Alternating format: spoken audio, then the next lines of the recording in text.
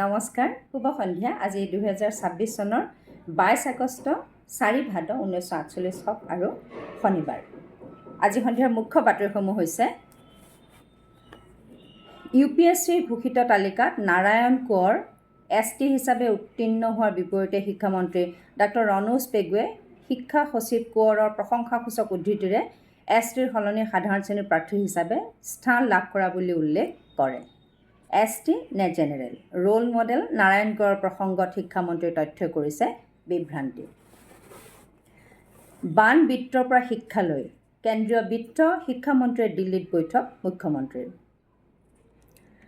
মেঘালয়ত সংঘটিত হিংসাত্মক ঘটনাটো অত্যন্ত দুৰ্ভাগ্যজনক। মুখ্যমন্ত্ৰী ডক্টৰ হিমন্ত বিশ্ব শৰ্মাৰ নিৰ্দেশ মৰ্মে আমি প্ৰতিটো মুহূৰ্তত মেঘালয়ৰ মুখ্যমন্ত্ৰী আৰু উপ মুখ্যমন্ত্ৰীৰ সৈতে যোগাযোগ অব্যাহত ৰাখিছোঁ। মেঘালয়ৰ মুখ্যমন্ত্ৰীগৰাকীয়েও এই ঘটনাক নিন্দা কৰিছে। সীমান্ত উন্নয়ন মন্ত্ৰী অতুল বৰাৰ মন্তব্য। 14 পৰা 18 বছৰ বয়সৰ বিদ্যালয় বহিৰ্ভূত শিক্ষাৰ্থীক স্কুললৈ অনাৰ বাবে শিক্ষা যাত্ৰা। ৰাজ্যত আধাতে স্কুল এৰিছে 4.52 লাখ শিক্ষাৰ্থীয়ে। নুমুৱা নাই মেঘালয় অসমৰ সংঘাতৰ জুই। যোৰাবাট খানাপাৰাৰ বাহন অৱৰোধ অব্যাহত। মেঘালয়লৈ পেট্ৰল ডিজেল ৰন্ধন গেছৰ পৰিবহণ বন্ধ কৰিলে মজদুৰ ইউনিয়নে। আছু অসম সেনাৰ বিশাল প্ৰতিবাদী কাৰ্যসূচী। যোৰহাটত ড্ৰাগছৰ বিৰুদ্ধে ৰাজপথত নামিল ছাত্ৰ সমাজ।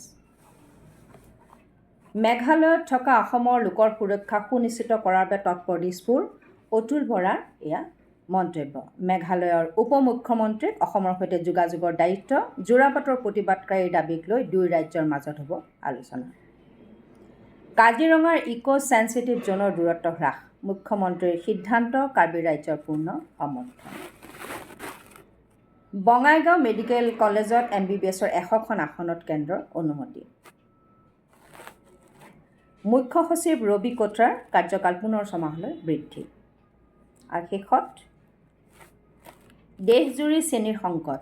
দাম বৃদ্ধি ৰোধ কৰিবলৈ কেন্দ্ৰৰ কঠোৰ স্থিতি। বিদেশৰ পৰা কিনিব 10 লাখ টন চেনি। আজিলৈ সন্ধিয়া বাতৰি ইমানতে সামৰিছোঁ। ধন্যবাদ।